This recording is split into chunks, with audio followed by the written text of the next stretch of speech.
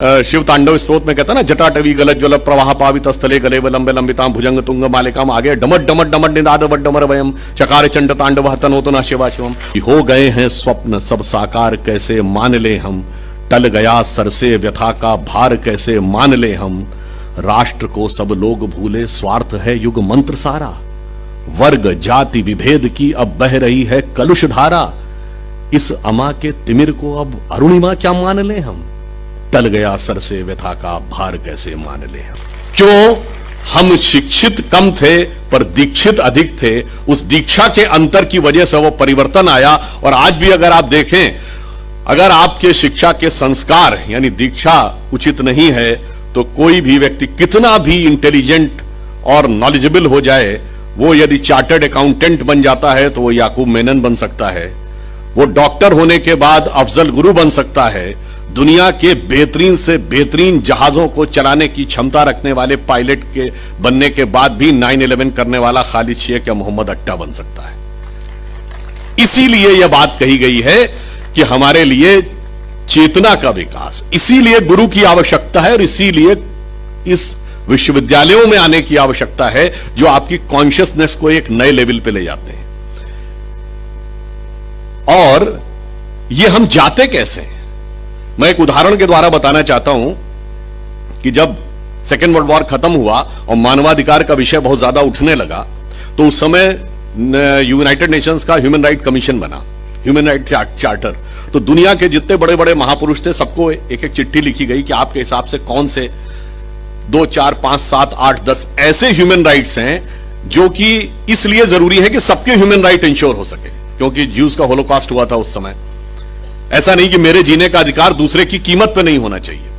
तो चिट्ठी महात्मा गांधी के पास भी आई, जूलियन हक्सले ने लिखी थी और महात्मा गांधी का जवाब सबसे अलग था।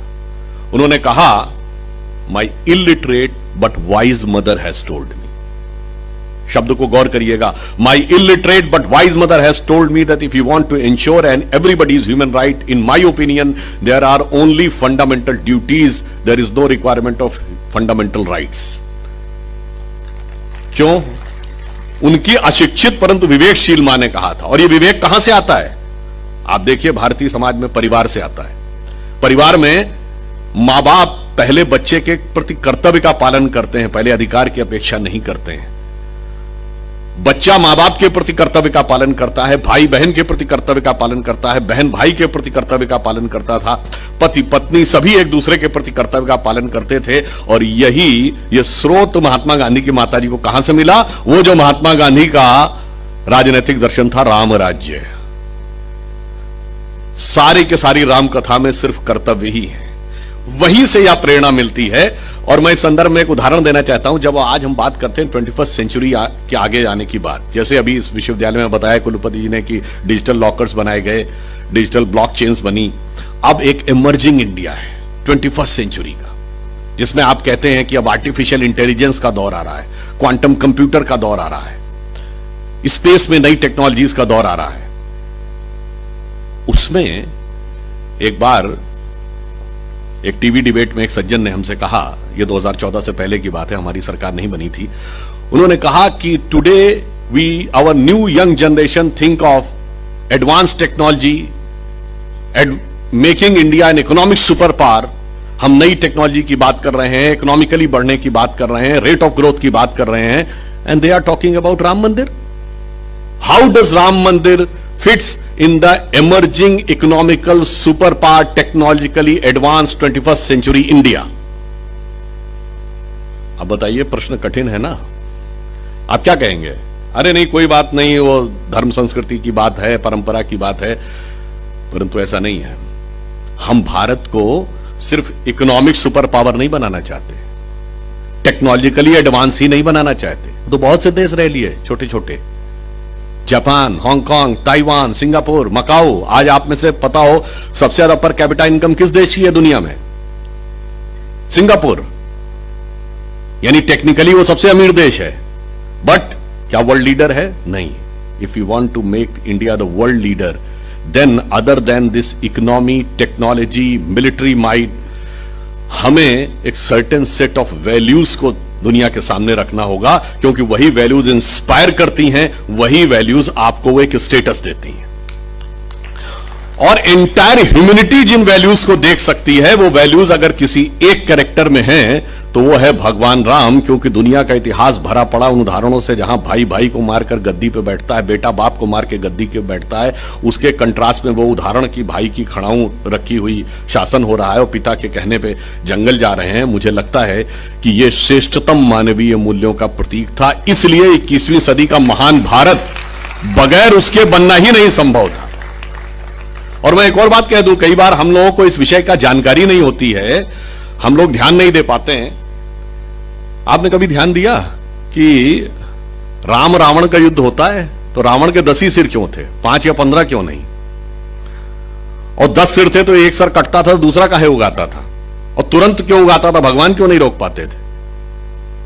ये कहानी नहीं है, ये एक गहरा दर्शन है, गहरी फिलॉसफी है। और अगर रावण के 10 सिर भी थे तो उसका नाम 10 शीश, 10 ग्रीव, 10 कंधर, दशोदर कुछ भी हो सकता था। दशानन क्यों है? 10 मुख वाला क्यों है? एक्चुअली में 10 की फिगर का अर्थ है कि हमारे शरीर के अंदर 10 इंद्रियां होती हैं। रावण हमारे शरीर की वह प्रवृत्ति है जो 10 इंद्रियों के खुले हुए मुख, यानी 10 इंद्रियों की बहिर्मुखी पिपासा का प्रतीक है। एक सर कटता था, दूसरा उगाता था। इसका अर्थ यह होता है कि यदि कोई आप एक इच्छा पूरी करिए, immediately it will get replaced by other, even God can not stop it. इसीलिए अब उसको कौन समाप्त करेगा? उसको समाप्त करेगा वह ईश्वर। राम, राम शब्द का अर्थ है रमन्ते इति रामः, यानी वह तत्व जिसमें सारा का सारा ब्रह्मांड अवस्थित है, वह राम है। राम के पिता कौन है? दशरथ। जब 10 इंद्रियों को रथने की क्षमता आती है तो हृदय में वह तत्व पैदा होता है जो 10 इंद्रियों की बहिर्मुखी पिपासा को मारता है, तब जाके धर्म की स्थापना होती है। इसलिए यह समझने के लिए बेसिक बुद्धि जिनको नहीं होती है वो इस प्रकार के प्रश्न उठाते हैं, जैसे फंडामेंटल कोर्स ना पढ़ा हो और एडवांस कोर्स के ऊपर टिप्पणी करने लगे, कोई फिजिक्स केमिस्ट्री मैथ ना पढ़ा हो और इंजीनियरिंग के बारे में व्याख्या करने लगे। उसी प्रकार के हमारे तमाम महानुभावों ने इसको व्याख्या की। और इसीलिए तुलसी ने लिखा कि ये क्या है? ये घटना के साथ इतिहास भी है। उन्होंने कहा, कहत परम पुनीत इतिहासा, श्रवण ही करत सकल भ्रम नाशा। इसको आप सुनिए, समझिए, सारा भ्रम नाश हो जाता था। इसलिए 21वीं सदी के महान भारत में यह आवश्यकता थी। अधिक समय न लेते हुए एक आध बिंदु की तरफ आपका और ध्यान आकर्षित करूंगा। जब मैंने कहा ना ये इस तरह की विषय लोगों को समझ नहीं पाते थे, एक पॉइंट और पॉइंट आउट कर दी। चूंकि हम यहां विश्वविद्यालय में है, कहा जाता है कि हमारे सब प्राचीन ग्रंथ थे वो श्रवण परंपरा में आते थे, बोलकर। चूंकि लिखना आता नहीं था लोगों को, इसलिए वो श्रवण परंपरा में चलते थे, सुन सुना के। ये बताइए, हमने नक्षत्रों तक की गणना कर ली और इतनी अप्रोप्रिएट गणना की कि आज तक हमारा पंचांग सही है, और हमें लिखना नहीं आता था। वास्तविकता यह है कि हमारी जो सामर्थ्य थी वो इतनी आगे हो चुकी थी कि वहां पर लिखने की आवश्यकता नहीं रह जाती थी। अब एक छोटा सा उदाहरण आपको बताता हूं। चूंकि जिन भाषाओं में मात्रा पाई नहीं होती, अब ये बताइए, छोटी ई और बड़ी ई आप लिख के समझा सकते हैं किसी को? बोल के ही समझा सकते हैं। इसीलिए हमारे यहां स्वर का महत्व था। हमारे यहां वैसी भाषाएं थी जिनको कि आप एक रिदम में ही बोल सकते हैं। इसके लिए बोलने की आवश्यकता थी, सिर्फ और सिर्फ लिखने से नहीं। अब जैसे उदाहरण के लिए शिव तांडव स्तोत्र में कहता है ना, जटाटवी गलत ज्वल प्रवाह पावित स्थले गले लंबे लंबिताम भुजंग तुंग मालिकाम, आगे डमट डमट डमट निदाद वड्डमर वयम चकार चंड तांडव तनोतो न शिवा शिवम। अब ये डमट डमट डमट लिख के बता पाएंगे ना? अब चूंकि वो उनको समझ में नहीं आता था, इसलिए उन्होंने कहा, जिन भाषाओं में मात्रा पाई होती नहीं थी तो उन्हें स्वर आरोह और अवरोह का ज्ञान नहीं था। इस कारण से उनके मन में बात आई। उदाहरण के लिए एक और उदाहरण देता हूं। हम सब पढ़ते हैं कि जो प्लैनेट्स की बात हुई तो सबसे पहले प्लैनेट्स, 9 प्लैनेट्स किसने खोजे? केपलर ने। Kepler's law of planetary motion जिन्होंने विज्ञान पढ़ा है सबने पढ़ा होगा। 9 ग्रह सबसे पहले प्लैनेट बताए केपलर ने। ठीक है, अभी बताइए, पूजा के समय पढ़े हैं ना, ब्रह्मा मुरारी त्रिपुरांतकारी भानु शशि भूमि सुतो बुधश और गुरुश्च शुक्र शनि राहु केतु सर्वे ग्रहा शांति करो भवंतु। ये केपलर बताएं, पंडित जी बताएं? और इसमें महत्वपूर्ण बात यह है कि भूमि सुत मंगल को कहा गया। यह तो साइंस को अब पता चला कि एक थ्योरी है कि अर्थ से कभी बिलियंस ऑफ ईयर्स पहले एक टुकड़ा अलग हुआ, वो जाके मंगल बना, और भूमि सुत यानी भूमि का पुत्र मंगल को उसी जमाने में कहा जा रहा है। इसलिए मैं कहना चाहता हूं कि एक परिवर्तन की आवश्यकता है।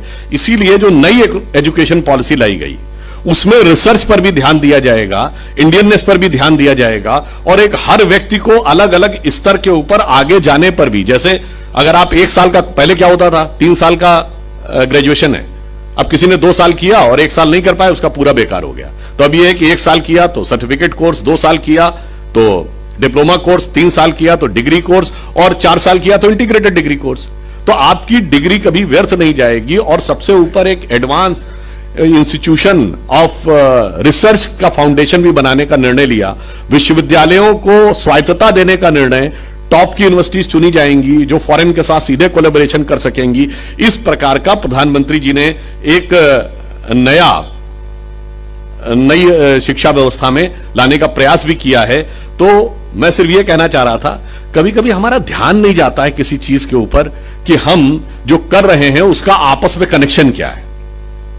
उदाहरण के लिए अगर आपसे पूछूं कि 21वीं सदी में अभी तक जो 21 साल गुजरे हैं, सबसे बड़ी साइंटिफिक खोज कौन सी हुई है? वो है गॉड पार्टिकल, जो जुलाई 2012 में यूरोप की सन लेबोरेटरी में खोजा गया, जिसका कि वास्तविक नाम है हिग्स बोसॉन।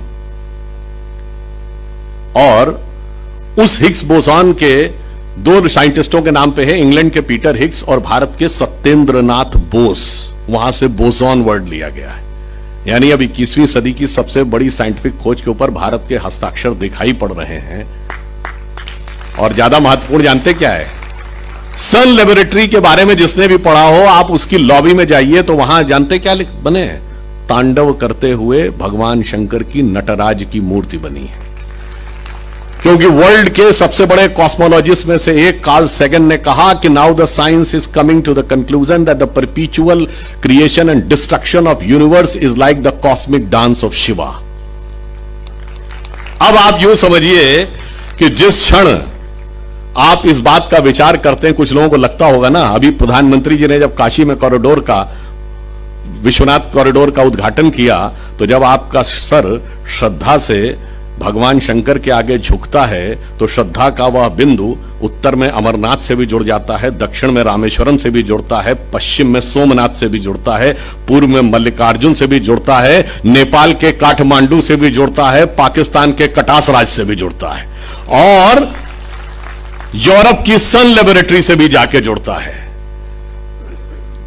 यह मैं इसलिए कह रहा हूं कि भारत की अखंड चेतना का विस्तार, व्याप इतना गहरा है कि उसे समझने के लिए एक अलग प्रकार की बुद्धि चाहिए। और इसलिए सन लेबोरेटरी का मैंने क्यों उल्लेख किया, उसमें गॉड पार्टिकल की बात कही। हम दुनिया के इकलौते देश हैं जिसके पास पार्टिकल का ज्ञान भी है, जिसके पास गॉड का भी ज्ञान है। तो हम उन दोनों का रास्ता निकालने की क्षमता रखते हैं। इसलिए मैं अंत में सिर्फ यह कहता हूं कि आप सब नया जीवन, नए स्वरूप में कदम रखने जा रहे हैं स्नातक की यह उपाधि लेकर, मगर ध्यान रखिए कि हमें उस नए भारत का निर्माण करना है। स्वतंत्रता का यह अमृत महोत्सव, जो माननीय प्रधानमंत्री जी ने कहा है कि जब हम शताब्दी मनाएंगे 2047 में, तो भारत एक नए स्वरूप में आना चाहिए। आप ही वो पीढ़ी हैं, ये मिलेनियम जनरेशन, जो उस शताब्दी के समय भारत में महत्वपूर्ण स्थिति में होगी। इसलिए हमें यह ध्यान रखना है कि हो गए हैं स्वप्न सब साकार, कैसे मान ले हम, टल गया सर से व्यथा का भार, कैसे मान ले हम, राष्ट्र को सब लोग भूले, स्वार्थ है युग मंत्र सारा, वर्ग जाति विभेद की अब बह रही है कलुष धारा, इस अमा के तिमिर को अब अरुणिमा क्या मान ले हम, टल गया सर से व्यथा का भार कैसे मान ले हम। इसलिए यह भी ध्यान रखिए कि हमें किस रूप में आगे बढ़ना है।